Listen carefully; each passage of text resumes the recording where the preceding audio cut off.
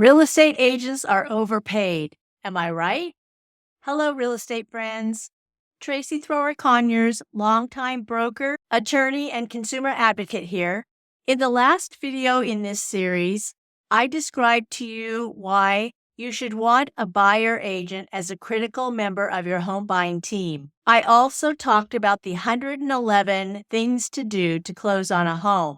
But I also don't dispute that real estate agents are expensive, coming in typically at 2.5% to 3% of your purchase price. Do they really deserve that kind of compensation? Lots of social media commentators would argue vehemently that they do not. And what do buyer agents even do anymore, considering that all the homes are online, right? Let's discuss. To start with, all homes are not online anymore. And it's hard to predict whether this crazy situation is going to sort itself out anytime soon. In a nutshell, and trying not to go too deep into the jargon here, there is a movement being led by Compass to withhold listings from public syndication. And if they aren't being syndicated, they aren't on the websites where you like to shop listings. You may have heard that Zillow has taken a stand and refused to show non-syndicated listings. It's a big, hot mess. My personal opinion is that Compass's position is very bad for consumers, and you all know how I feel about consumers. I'm just happy to see that my own brokerage, eXp, has come out hard on the consumer side of the equation. So that was a little side note about the current messy state of play for listings. Without an agent to get you access to the MLS, you simply will not be able to see all listings available in the market. How much is this worth to you? And yes, that's a question I don't even like to put out there because it sounds like agents are playing games to position themselves as gatekeepers of the listings. And I assure you that most agents are not.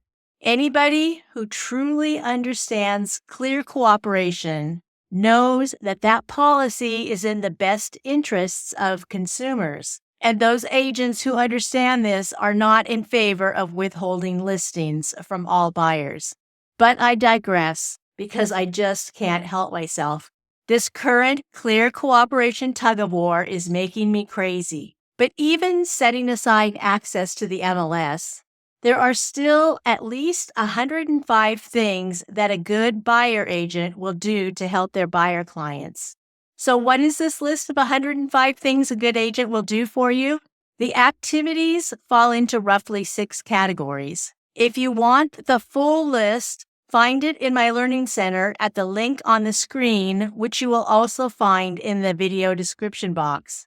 The first category is agency counseling. Agents won't interpret the law for you, or they shouldn't because most of them are not licensed attorneys, but they will explain the buyer representation agreement, agency relationships, and any other rules and laws that impact your relationship with your new agent. The second category is about getting you set up for transaction success. This will entail learning about your wants and needs, your budget, your financing requirements, and talking to you about options for getting your agent paid. Side note to home buyers who are early in their process, I have workbooks with a property wants and needs inventory and budget checklist available in my Learning Center at the links on the screen.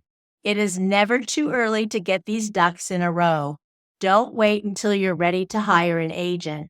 Back to the list of things an agent will do for you. The third category is to teach you about the market, including the trend line in your target neighborhood, and to help you pick properties which meet your wants and needs according to your inventory. This trend line includes the factors that influence whether buyers or sellers have the upper hand in negotiations. This will set the stage for picking your negotiation strategy and may impact the properties that you choose to pursue. The fourth category is about touring properties and includes research of off-market opportunities. Agents will tell you about the property tour rules of the road, and they will also preview properties which means they will tour properties without you on request if you're unsure whether a property meets your needs. They will also arrange tours of neighborhoods and provide other community information. The fifth category of services a buyer agent will provide clients is negotiating offers, including providing pricing and other offer advice, and explaining common contingencies and discussing various pricing and timing strategies.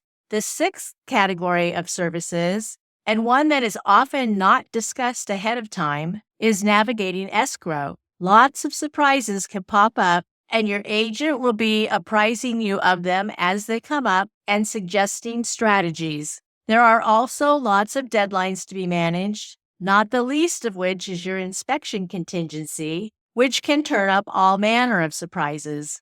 There is also a whole raft of paperwork to review and understand, which your agent will explain during the process. Navigating the appraisal process during escrow can also take a lot of finesse and advocacy. Insurance issues will also have to be addressed. Considering agents are trained and standing by to perform at least 105 services to their buyer clients, and don't forget they will never get paid if you don't close on a home, I personally think 3% is more than fair. Lawyers who work on a similar contingency, that is, they don't get paid unless you have your successful outcome, earn 40% of your successful outcome. How come nobody ever complains that they make too much money? And even if we can all agree that 40% is too much, it's a heck of a long way from 3%. And let's not forget that real estate agents are independent contractors running their own business with lots of costs, including their salaries, their costs to hang their license under a broker, their tech tools, their data subscriptions, their taxes, their benefits, and their staff.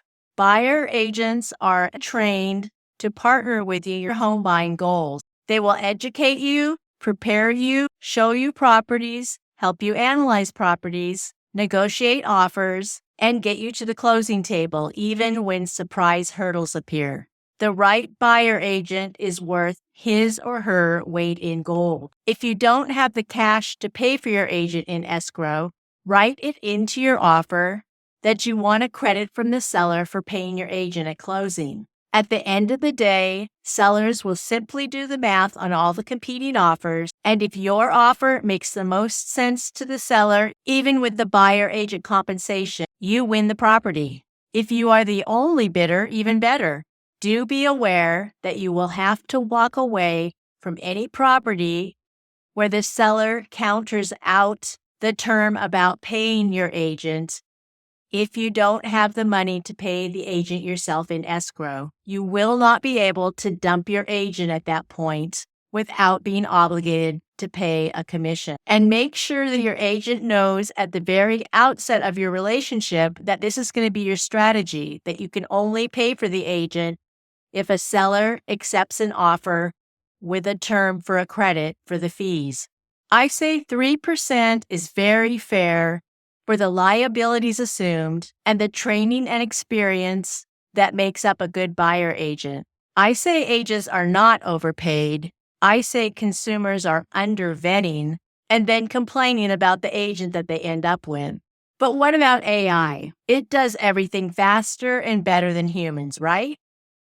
And it's certainly a lot cheaper than a buyer agent. Could you replace a buyer agent with AI to save yourself money? Watch the video on your screen to find out.